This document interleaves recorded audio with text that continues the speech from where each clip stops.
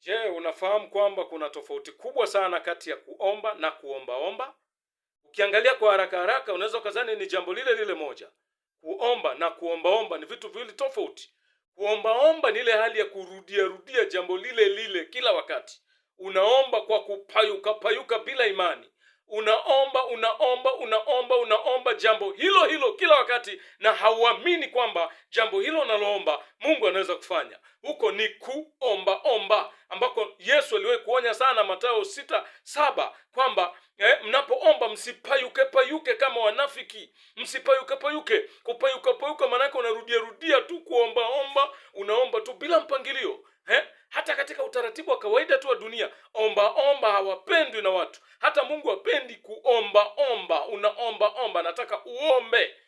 Unaingia katika chumba chako cha ndani, alafu unafunga mlango, alafu sasa unaomba sirini kwa baba yako aliyoko sirini, na baba yako aliyoko sirini anasikia.